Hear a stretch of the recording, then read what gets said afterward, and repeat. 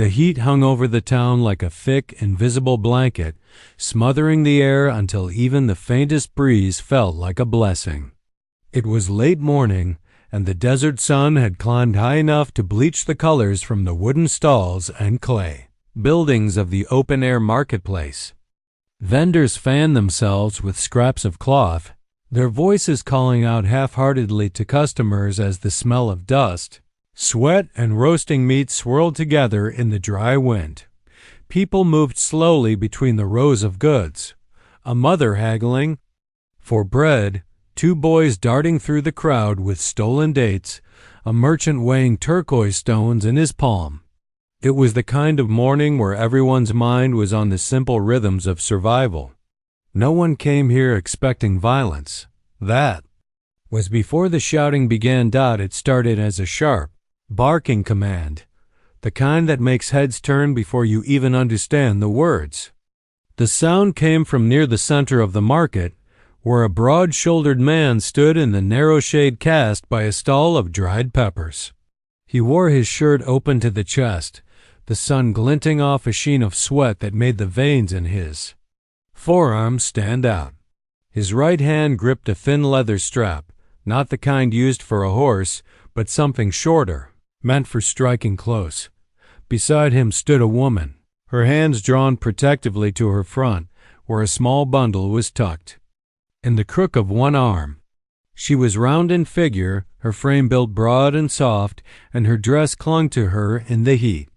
Sweat dotted her forehead, not entirely from the weather. She kept her gaze low, shoulders hunched as if willing herself invisible. But her size made her impossible to overlook, especially with the man's voice booming over the hum of the market. "You think I don't see you eatin' behind my back?" He snarled, stepping closer until the leather strap dangled near her shoulder. "You got no shame, woman." "None." The strap snapped through the air and landed against the side of her upper arm with a sound that cracked louder than the stalls. "Wooden counter." She flinched, but didn't cry out, not with her voice anyway. Her lips pressed together until they nearly disappeared, her jaw trembling as her eyes glistened. The bundle in her arm squirmed slightly, a faint baby's whimper breaking through the tense air. Shoppers froze where they stood. A man selling melons half extended one to a customer and stopped. A woman holding a jug of water lowered it slowly, her eyes darting between the couple and the space behind her stall, where her husband stood watching. Everyone seemed to be waiting for someone else to make the first move. The man continued, oblivious, or maybe relishing the attention. "Feed you, clothe you, and you go on like some bottomless pit. Look at you." He motioned with the strap toward her body as though presenting evidence in a trial. "You think the good Lord made you to eat me out of house and home?" The woman's face flushed deep red, and her lips moved silently, as though the words she wanted to say were too dangerous to set free. She adjusted the baby against her chest, shielding it slightly from the man's reach. He noticed. "Don't you walk away from me," he snapped, grabbing her elbow hard enough to make her stumble. The strap swung again, striking low against the back of her dress. The sound was softer this time, but somehow crueler for it. A sharp cry from the baby followed, thin and desperate. That sound cut deeper than any shout. Even those who had tried to avoid looking now found their eyes fixed on the scene. The injustice of it was obvious. A man towering over a woman holding a child, lashing out in full view of the town. But the market had its own unspoken laws, and fear of entanglement was a powerful force. Few wanted to intervene in another family's quarrel, especially when the man was clearly the type to turn his rage on anyone nearby. A pair of older women near the spice stall whispered urgently to each other. One bit her lip, as though holding back the urge to speak up. A boy, no more than 10, lingered too long watching, until his mother pulled him away sharply, scolding him under her breath. The crowd shifted like a living thing, contracting around the confrontation but leaving just enough distance to keep themselves safe. The woman took a shaky breath and tried again to angle away, but the man's grip tightened. "You listen to me," he said, his voice dropping into something quieter but no less venomous. "You shame me like this again, I'll—" The rest was lost in the sudden rustle of bodies, a ripple of movement in the crowd. At the far edge of the gathering, someone tall enough to see over most heads had turned toward the commotion. The heads of several men followed the motion as if instinctively stepping aside. The air seemed to grow heavier, charged with a strange new weight. The man with the strap didn't notice yet, but the woman, her eyes darting up for the first time in minutes, did, and something in her posture changed, not relief exactly, but a flicker of something close to hope. The marketplace had gone silent enough that the only sound was the baby's small, hiccuping cries and the faint, deliberate footfalls of the Tepinsovan figure moving steadily closer. The first to notice him were the traders at the farthest stalls, the ones who sold salt, hides, and horseshoes, people used to measuring men the way others measure stock. Their chatter died out one by one as the tall figure moved through the market, not weaving like a casual shopper, but cutting a straight path, each step slow and unhurried. He was a giant in every sense. His height alone made him stand out above the crowd, but it was the breadth of his shoulders, the way his frame filled the narrow lane between stalls, that made people instinctively step aside. He wore a shirt of worn buckskin, faded and stained from travel, the sleeves rolled back to reveal arms corded with muscle. Dark hair, heavy with dust, was tied behind his head with a strip of leather, and his eyes, sharp, steady, unreadable, never wavered from the scene ahead.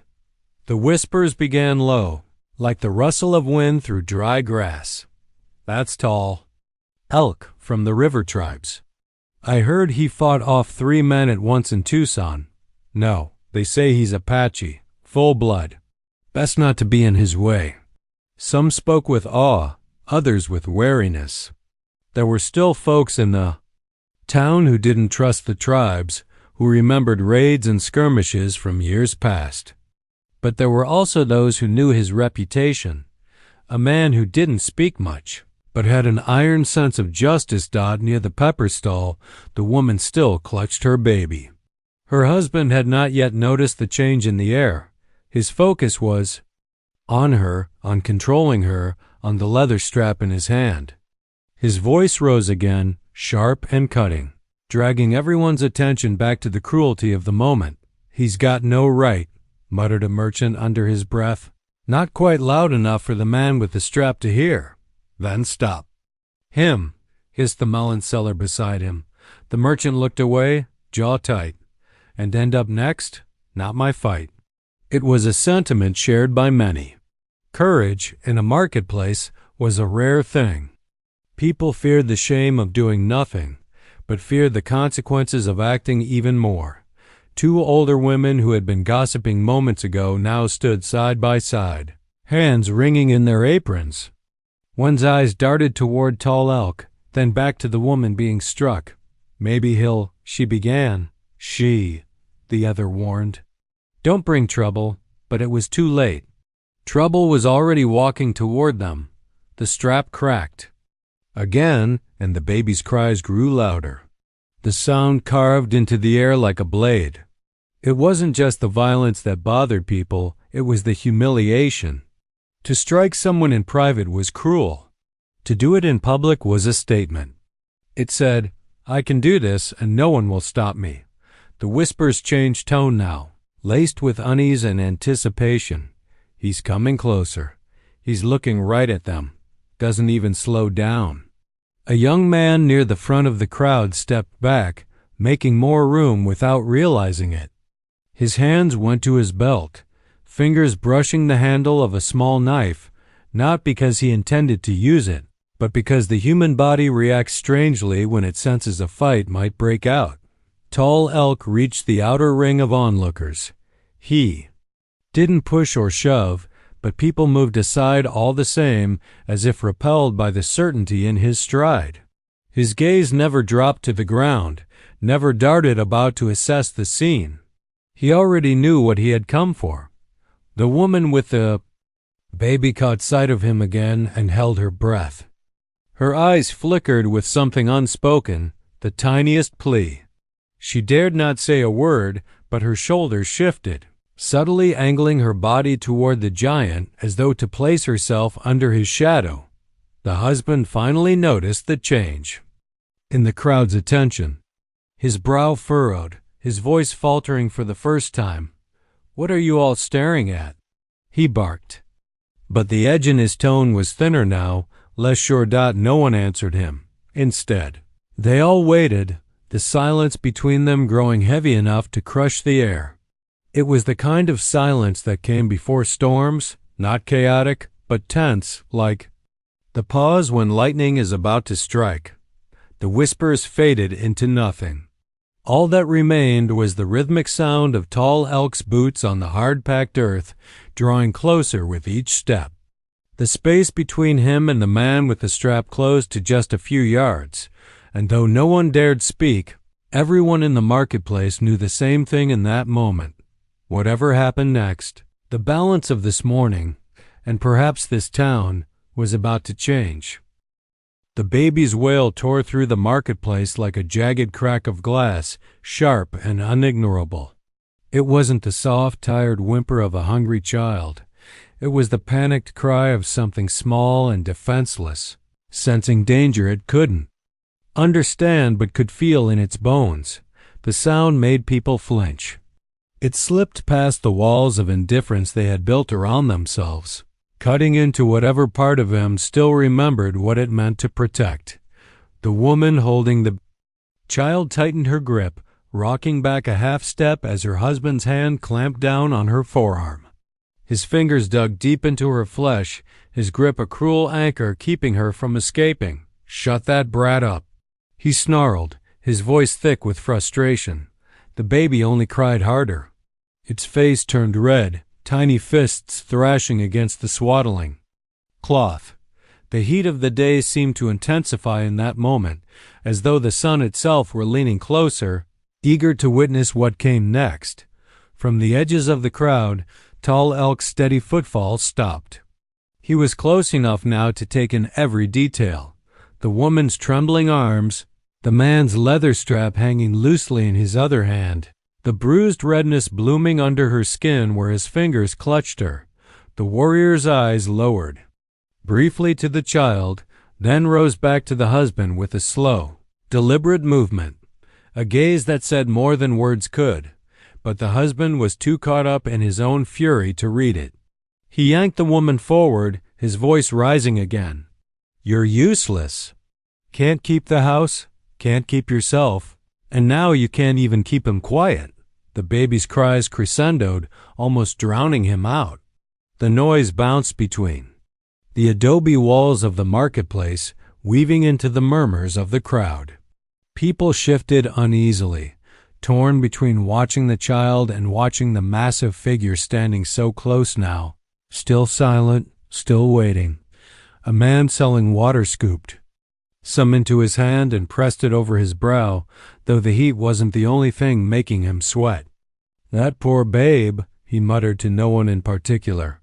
Across the aisle, a young woman shook her head sharply. "If my father were here," she began. "He's not," her companion cut in, eyes flicking toward Tall Elk. "But maybe he is enough." The husband seemed to sense that he was losing his audience. He whipped his head around to glare at the silent onlookers. "What? You've never seen a man discipline his wife before?" He barked, his tone meant to shame them into compliance. A few lowered their eyes. Others kept staring, not at him, but at the man behind him, who was now only a few paces away. The baby's cries hit another pitch, almost shrill now. It was the kind of sound that demanded action, the kind that made even strangers feel like they had a stake in what happened next. Tall Elk took one step forward. The sound of that step, a single thud of boot on hardened ground, seemed louder than the noise of the market had been all morning. Heads turned. The husband's shoulders stiffened. Still, Tall Elk said nothing. His silence was its own weapon. The woman, perhaps sensing the shift in the air, tried once more to pull away from her husband's grip. It was a small, desperate movement, her weight leaning back, her body curling protectively around the child. The man jerked her forward again, and in the motion, the baby slipped in her arms. Not enough to fall, but enough for the crowd to gasp in unison. The tiny head lolled dangerously close to her elbow before she caught it. The sound of that collective gasp was different from the whispers before. This was the sound of a line being crossed. Somewhere in the back of the gathering, a woman's voice broke through in a half shout. "That's enough." The words didn't carry far, but they seemed to echo in the space between the husband and Tall Elk. The baby was still crying raw, urgent, unrelenting, but now it was joined by something else. The slow exhale of the giant Apache, the breath of a man who had decided his moment had come. The husband turned at last to see who stood behind him. And when he did, the market's air shifted again from tense expectation to the thick, electric weight that precedes a strike. When the husband turned, he had to tilt his head back to meet the eyes of the man who now loomed behind him. Tall Elk stood so close that his shadow swallowed the husband whole, blotting out the harsh glare of the sun. For the first time since the shouting began, the husband's swagger faltered. His jaw tightened. His grip on the leather strap shifted from casual possession to something closer to defense. The two men studied each other in silence. Tall Elk didn't fidget, didn't blink, didn't even seem to breathe heavily. His stillness had weight, like a boulder set in the middle of a rushing stream, immovable no matter how the current pushed. The crowd sensed the shift and inched forward, their murmurs low and urgent. The marketplace had become a theater, the narrow lane. Between stalls a stage upon which something irreversible was about to be acted out. "You got business here?" the husband asked finally, trying to keep his voice steady. Tall Elk's eyes moved, just barely, to the woman and the baby in her arms. Then they returned to the man. When he spoke, his voice was deep, calm, and carried a low resonance that seemed to settle into the bones. "Let her go." The husband's laugh came out too loud, too forced. "What's it to you?" he said, glancing quickly at the onlookers, as if seeking confirmation that this stranger was overstepping. "This is my wife, my family. I'll handle my own affairs." Tall Elk didn't move. "You've handled enough." The husband scoffed, lifting the strap slightly. "You gonna tell me how to run my house? Maybe where you're from, you keep your nose out of other men's business." "I keep my hands out of another man's house," Tall Elk replied, his voice still calm. "But when a man brings his cruelty into the open, into the heart of the people, that's my business." There was a subtle shift in the crowd at those words. People who had been watching with guarded detachment now leaned forward, eyes flicking between the two men. The heat of the day pressed down harder, but no one left. The husband tried to laugh again, but it was thinner now. "You don't scare." "Me, Chief," he said, with a half-hearted sneer. Tall Elk's face didn't change. "You should be scared for her." The baby whimpered again, softer now, the exhaustion of crying catching up. The mother's eyes darted between the men, and though she said nothing, there was a faint, trembling shift in her stance, a quiet siding with the giant who had come to stand between her and her tormentor. The husband noticed. His mouth twisted. "You're making a mistake," he said to her, but his eyes stayed locked on Tall Elk. "You've made yours already." Tall Elk answered something in the way he said it, without anger, without boast, simply as a fact. Drew another murmur from the crowd. The husband stepped forward, closing the gap, his chest brushing the buckskin shirt. The move was meant to intimidate, but it was like trying to crowd a mountain. Tall Elk didn't step back, the shadow over. The husband deepened. Not because of the sun, but because every inch of the Apache's frame radiated a kind of silent readiness. If the husband swung the strap, Tall Elk's hands would be on him before the leather even cracked the air. The woman shifted the baby slightly higher, her knuckles white from holding him so tight. "Last time," Tall Elk said, his voice low, almost a growl now. "Let her go." For a moment, the marketplace seemed frozen. No clinking coins, no shuffling sandals, not even the restless swish of wind between stalls. All eyes waited for the husband's choice. He smirked, though it didn't reach his eyes. No. The crowd exhaled as if they'd all been holding their breath. Somewhere near the melon stall, someone muttered, "Fool." Tall Elk's jaw tightened, but his eyes never left the man's. The shadow between them was no longer just a trick of the sun. It was the darkness that comes before a storm breaks, and everyone in the marketplace knew that when it did, it would be fast, it would be fierce, and it would be final. The word "no" hung in the air like the last rattling breath of a dying fire. It was short, defiant, and more dangerous than the husband seemed to realize. Tall Elk's eyes narrowed, though his stance didn't change. The husband might have taken that stillness for hesitation, but the crowd didn't. They could feel the difference between a man holding back and a man who had simply chosen the exact moment to act. "You've had your warning," Tall Elk said, his tone still level but now edged with something colder. "It's the last one you'll get." The husband rolled his shoulders, trying to make his frame seem bigger. "You think you can walk in here and—" He jerked the strap up, snapping it in the air between them, the leather hissing in the heat. The sound was meant to make the giant flinch. Tall Elk didn't move. The baby stirred, letting out a soft, broken whimper. The mother's arms tensed again around the bundle. She shifted her weight, subtly trying to angle herself so her back was toward the Apache, as if to put the baby behind the wall of his body. It wasn't lost on the husband. "Oh, I see what's going on here," he spat, looking between them. "You think some stranger's gonna save you? You think he cares what happens to you?" Tall Elk spoke without looking at the man's face. "I care what happens to the child." The husband's mouth twisted into a sneer. "My child." "Not while you hold him in fear," Tall Elk said. The words weren't loud, but they landed heavy, like stones dropped into still water.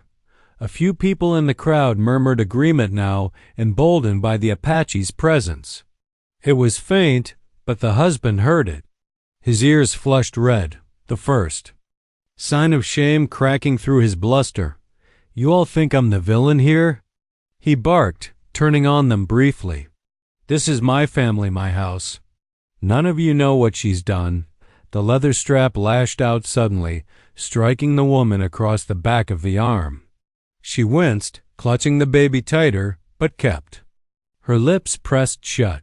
That single act, that strike delivered after everything, broke whatever thin tether Tall Elk had been holding on to. The crowd didn't breathe. He stepped forward, so close now that the air between them was thick enough to taste. "You've made your choice," he said simply. The husband puffed up his chest. "And what's yours, Chief? You gonna hit me? You gonna—" The next movement wasn't a blow, but it might as well have been. Tall Elk's hand shot forward and clamped around the husband's wrist, the one holding the strap in a grip so tight the man's knuckles whitened instantly.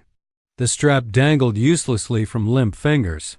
"You will let her go," Tall Elk said again, his tone now an iron command. The husband jerked, trying to pull back, but Tall Elk's grip didn't budge. The crowd gasped at the raw mismatch. One man straining with all his weight, the other holding him as easily as if gripping the reins of a stubborn horse. The husband tried to twist away. Tall Elk stepped in closer, his shadow completely covering the man now, the smell of sun-baked leather and dust between them. The Apache's voice dropped to something almost private, though the entire market strained to hear it. "You're done." For a heartbeat, The husband looked like he might spit in his face. Then, without warning, he reached with his free hand, not for the strap, but for the baby. Gasps ripped through the crowd. The woman's eyes went wide. She jerked back, clutching the child against her chest. But the sudden movement, the heat, the strain, it all worked against her. The baby slipped. The bundle began to tip forward, weight shifting out of her arms. That was the instant the warning was no longer ignored. It was obliterated. Tall Elk's hand released the man's wrist in a flash and shot toward the falling child. His entire frame moved with the speed and precision of someone whose body had been built for moments like this, moments where hesitation meant death. The baby was still in midair when his massive hands closed around it. The baby's cries filled the marketplace again, but now they were muffled against the broad, steady chest of Tall Elk. He cradled the child in one massive arm, tucking its head under his chin with the instinct of someone who knew how to shield the most fragile things from harm. The mother reached for her baby, but before she could take him, Tall Elk's other hand came up, not to stop her, but to hold her gently back. His eyes locked on hers for a brief, grounding moment. "He's safe." It wasn't said aloud, but she understood. Then Tall Elk's attention shifted, and the calm that had carried him this far evaporated. He turned toward the husband, who was still, blinking in disbelief, the strap limp in his hand. The crowd's murmurs rose again, but this time they weren't whispers of uncertainty. There was something sharper in them now, approval from some, anticipation from others, and the faint, electric thrill of seeing a man about to receive the justice he'd been begging for. "You touched her again," Tall Elk said, his voice no longer low but carrying over the market like a drumbeat. "You tried to harm the child." "That's my child," the husband spat. But there was something in his tone now, not quite fear, but the recognition that the ground had shifted under him. Tall Elk stepped forward, closing the distance in 2 strides. "You lost that right the moment you raised your hand." The husband's lip curled, and he swung the strap in a wide arc toward Tall Elk's head. The move was wild, more about anger than skill. Tall Elk's free hand shot up and caught the strap mid-swing, leather snapping taut between his fingers. A moment, the 2 men were locked there, one clutching the strap, the other holding the child, but it was no contest. Tall Elk gave a sharp pull, and the strap slid from the husband's grip like it had never belonged to him. The husband stumbled forward, off balance, his chest brushing against the Apache's. Tall Elk shifted the baby into the crook of his left arm and used his right to shove the man back, not with a closed fist, but with an open palm to the sternum. The force was enough to send him staggering into a nearby stall, knocking over a crate of peppers that spilled like drops of blood onto the dirt. The market erupted, not in chaos, but in the collective exhale of a crowd that had been holding its breath all morning. The husband scrambled to his feet, cheeks flushed with humiliation. "You think you can?" Tall Elk didn't let him finish. He closed the distance again, towering over the man, every inch of his frame radiating controlled fury. "Leave," he said. It wasn't a request. "I'm not," the Apache took. One more step forward, his shadow swallowing the man whole again. "Now!" The word cracked like a whip in the air. The husband's jaw worked, but the fight in his eyes faltered. He looked at the strap on the ground, then at the baby in Tall Elk's arm, then at the wall of onlookers who no longer seemed like passive bystanders. Their silence wasn't in his favor anymore. He backed away 1 step, then another, muttering something under his breath. No one moved to help him. No one stopped him when he turned and shoved his way through the crowd, disappearing down the dusty lane beyond the market's edge. Tall Elk stood there a moment longer, breathing steadily, scanning the faces around him as if making sure no one else intended to interfere. Then he turned back to the mother. Her hand shook as he passed the baby into her arms. She clutched the child close, tears streaking the dust on her cheeks. "Thank you," she whispered, voice raw. Tall Elk gave a single nod. "Keep him close," he said, "and don't fear him again." The crowd parted as Tall Elk began to walk away, their eyes following him.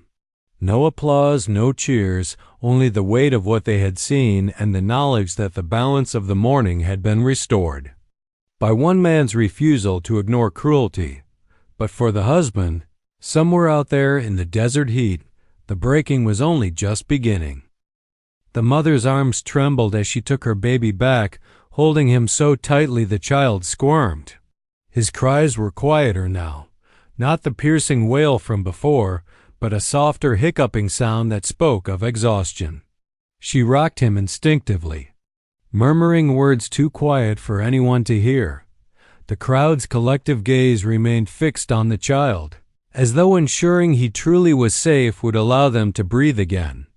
Some shifted their weight from foot to foot, others leaned on stall counters, but no one left. It wasn't over yet. They could feel that much. The husband had stopped retreating. He stood just beyond the circle of onlookers, his chest heaving, dust clinging to the sweat on his shirt. His eyes flicked between the baby in his wife's arms and Tall Elk, who still stood between them like a wall carved from the desert rock dot. It was hard to tell what the man's expression meant: desperation, anger, or some mix of both. But when he took a half step forward, the crowd tensed again.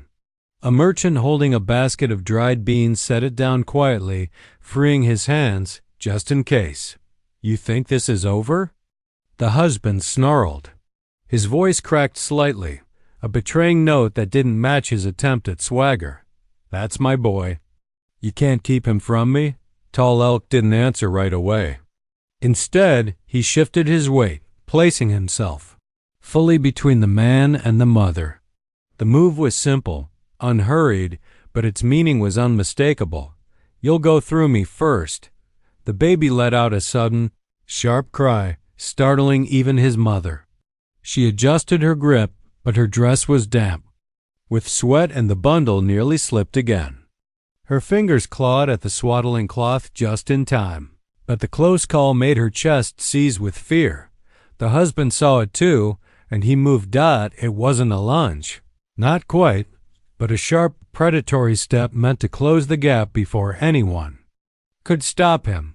His hand shot out, fingers curling like talons toward the child. The mother staggered back, but the crowd was packed tight behind her. There was nowhere to go. Gasps erupted from all sides. Someone shouted, "Hey!" But the warning came too late. Tall Elk reacted before thought could catch up. His right hand shot out and caught the man's wrist mid-swipe, the same wrist he'd crushed earlier. The husband's fingers splayed open under the iron grip, inches from the baby's head. The Apache's voice was low, but every word cut the air. "You will not touch him again." The man tried to twist free, but Tall Elk didn't let go. Instead, he gave a sharp push, forcing the husband backward into the open space between two stalls. The crowd shuffled quickly to give them room, like water parting around a jagged rock. Mother clutched the baby closer, her body curling protectively around him. She rocked in small, instinctive motions, whispering to calm him even as her own breath came fast and shallow. From where they stood, the onlookers could see both scenes at once. The Apache holding the man at bay, and the woman holding the child as though keeping him tethered to the earth. The two moments mirrored each other, one fierce, one tender, yet both radiating the same singular purpose: to keep the boy safe. The husband's face twisted with frustration. "You don't get to tell me." Tall Elk's voice cut him off. "I don't tell. I stop." The grip on the man's wrist loosened just enough for him to pull away, but the message had been sent. The husband rubbed the angry red marks where Tall Elk's fingers had been, glaring but not stepping forward again. The market was quiet except for the faint cries of the baby. Even the wind seemed to hold its breath. Tall Elk turned his head slightly, looking back at the mother. His voice softened. He's all right." She nodded, though her eyes were still wet. The child had begun to settle, his tiny chest rising and falling in quick but steady breaths.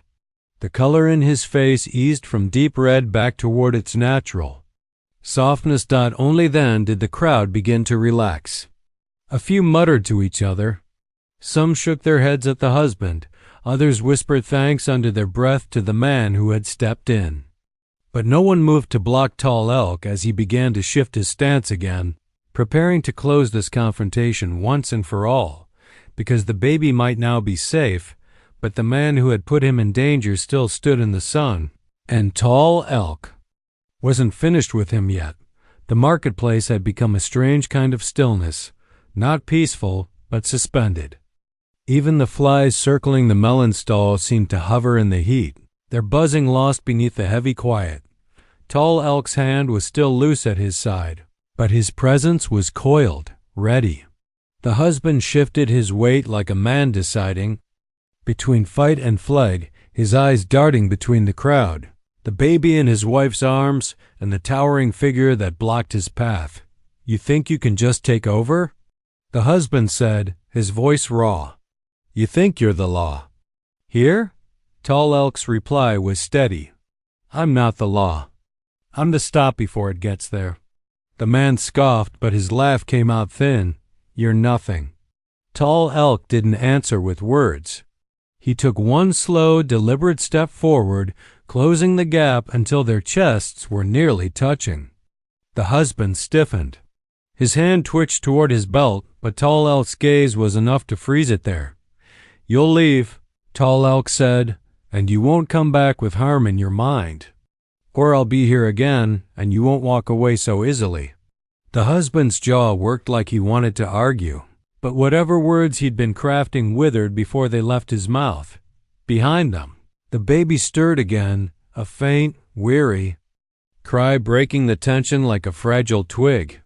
The mother shushed him, her voice trembling as she swayed. She was exhausted, not just from the heat, but from the hours, the days, the months that had led to this moment. Tall Elk turned slightly, breaking his line of sight with the husband just long enough to look at her. "Give him here."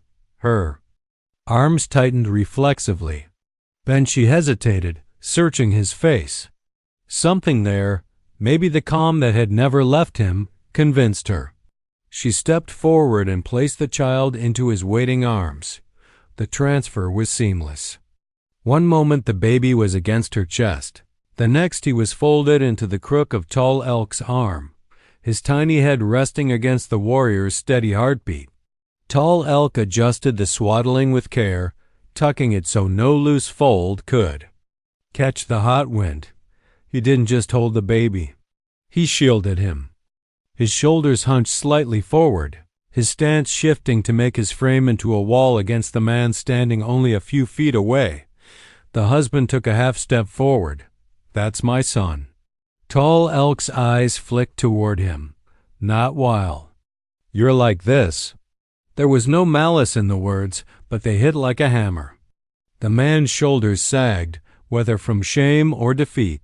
It was hard to tell. Tall Elk turned his back to him, a gesture that was as much a statement as any threat could be, and walked to the woman. The crowd made way without a word, some stepping back, others leaning in to watch as though the act itself was something sacred. He placed the baby back into her arms with the same deliberate care he'd taken in receiving him. "Strong little one," he murmured, just loud enough for her to hear. Her lips trembled. "Thank you," she said, her voice breaking. He gave a single nod, not to dismiss her gratitude, but because there was nothing more to say. The baby was safe. That was the only measure that mattered. When Tall Elk straightened and turned back toward the husband, the man had already begun edging toward the fringe of the crowd. Nobody moved to stop him. In fact, the onlookers seemed to pull in closer together, as though building a wall between him and the woman. The husband spat in the dirt, muttered something under his breath, and shoved his way out of sight. Only then did the marketplace release its collective breath. The sound wasn't applause, but it was something close, the low hum of relief, the scrape of sandals shifting again, the first brave voices resuming trade as if the morning's rhythm could simply be picked up where it had been dropped. Elk lingered only a moment longer. He looked once more at the woman, then at the baby, then at the faces in the crowd. There was no pride in his gaze, no claim of victory, only a silent message. "It is your job now, Dot," and then he turned and began walking toward the far edge of the market, the sunlight glinting off his shoulders, his shadow stretching long across the dust until it vanished into the glare. For a few long heartbeats after Tall Elk disappeared into the heat-hazed street, the marketplace stayed in a kind of suspended stillness. People stood rooted where they were, as if afraid that moving too soon might undo what had just happened. It was the woman who broke it.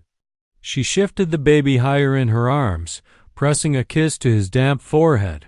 His tiny eyes blinked open, hazy and slow, and for the first time since the shouting began, he didn't cry. He just breathed, steady. Even breaths that seemed to spread through her like water poured onto parched ground. A merchant from the pepper stall stepped forward, hesitant at first. "Ma'am, you all right?" She nodded, though her voice failed her. She held the child closer, as if the motion itself were her answer. That seemed to loosen something in the air. A few women approached with offers of water. Someone pulled a shaded stool from behind a counter, and another unfastened a folded cloth to drape over her shoulders. They moved around her not with a detached curiosity from earlier, but with purpose, as if they had only just remembered that they were part of the same small world. Near the edge of the crowd, two older men spoke in low voices. "Didn't think anyone would stand up to him," one said, shaking his head. "Didn't think we'd let it get that far." The other replied. It was a sentiment that was quietly rippling through the crowd. The confrontation had shown them more than Tall Elk's strength. It had shown them their own hesitation, the way they'd all watched with their hands tied by nothing more than fear of involvement. That shame was heavy, but it also lit a slow-burning resolve. A boy who had been clinging to his mother's skirts during the shouting now whispered up to her. "Mama, why didn't anyone help before he came?" She swallowed hard. "Because sometimes," she said, "people wait for someone else to start." She looked over her shoulder in the direction Tall Elk had gone. "Maybe next time we start." The boy didn't fully understand, but he nodded like he did, a few paces away. The melon seller and the spice woman were already talking about the husband in hushed but urgent tones.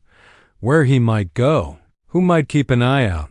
It wasn't planning in the formal sense, but it was the first step toward a kind of watchfulness the marketplace hadn't had before. The mother with the baby took the stool that had been offered, her back against the shade of the stall. Her hands were still trembling, but the grip on her child was steady. One of the women brought her a tin cup of water. She sipped, then held the cup to the baby's lips, wetting them carefully. The crowd didn't scatter the way it usually did after a disturbance. Instead, people lingered. They spoke to one another in low voices, eyes flicking now and then toward the street where Tall Elk had gone. No one tried to claim they had been the one to step in. They all knew the truth of what they had witnessed. It wasn't heroism they were talking about now. It was responsibility. The melon seller said it plainly, to no one in particular. "Man like that comes through here again, he shouldn't have to be alone." Heads nodded. Not all of them. Some still kept their arms folded, some still had. The wary, cautious eyes of people who had learned to survive by staying out of other people's trouble. But enough nodded to make a difference. The woman with the baby finally spoke again, her voice soft but clear. "He told me not to be afraid of him anymore."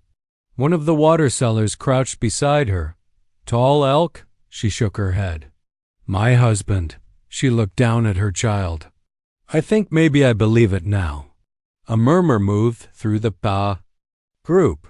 Not quite agreement, not quite doubt, but recognition that something had shifted. The sun was higher now.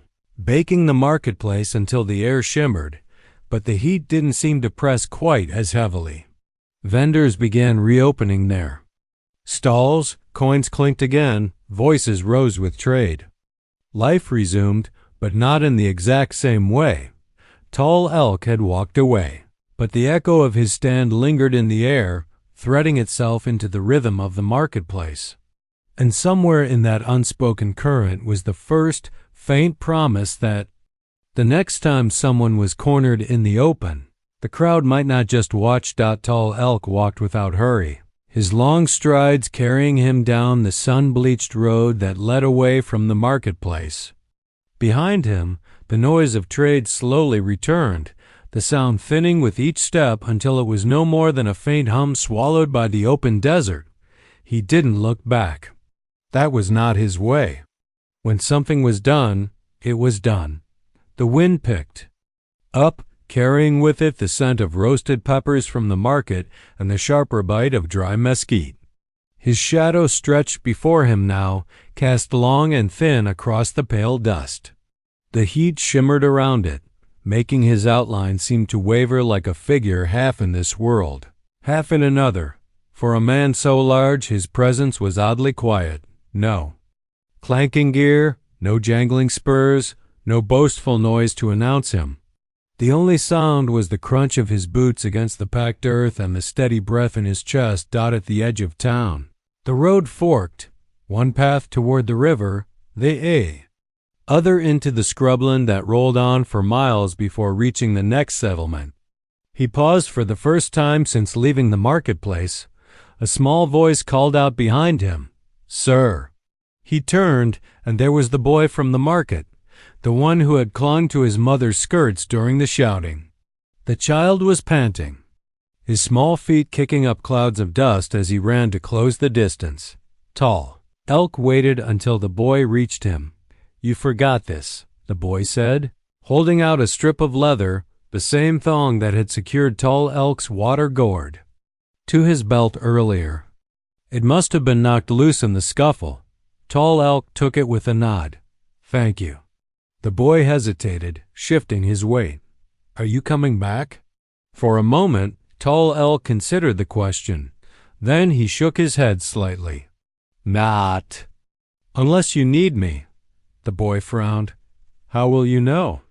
Tall Elk glanced toward the desert horizon where the heat made the earth dance. "I'll know." He tied the leather thong back in place, then rested one large hand briefly on the boy's shoulder. Not a heavy grip, but enough to leave the boy standing a little taller. "Go on back," Tall Elk said. "Your mama's waiting." The boy nodded and turned, running back toward the cluster of sun-baked buildings. Tall Elk watched until the child was no more than a blur in the distance. Swallowed again by the life of the marketplace, he chose the road toward the scrubland. It was harder going, less traveled, but that suited him. He preferred the spaces between towns, the wide silence where a man could think without the press of too many voices. The sun was high now, hot enough to draw sweat even from his measured pace, but he wore it like a second skin.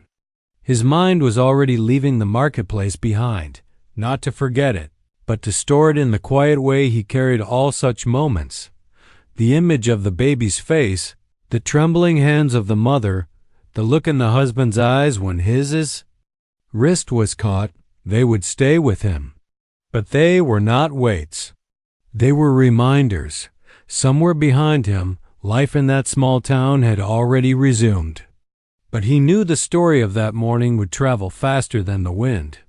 By nightfall, it would be told in kitchens and at fire pits, with hands gesturing wide to describe his height, voices lowering when they spoke of the moment he stepped between the man and the child. By tomorrow, the tale would be half legend. By next week, people would remember him as taller, stronger, maybe even less real, a figure who walked in from the sun, did what no one else would, and left the way he came. He was fine with that. Tall Elk adjusted the strap of his gourd across his shoulder and set his eyes on the road ahead. The land stretched on, empty and open. its heat shimmering like the surface of a great golden sea. He walked into it without hesitation, each step carrying him deeper into the light until the delight until the kin to it without hesitation. Each step carrying him deeper into the light until the deeper into the light until the shape of him faded in the glare, a shadow swallowed whole by the sun.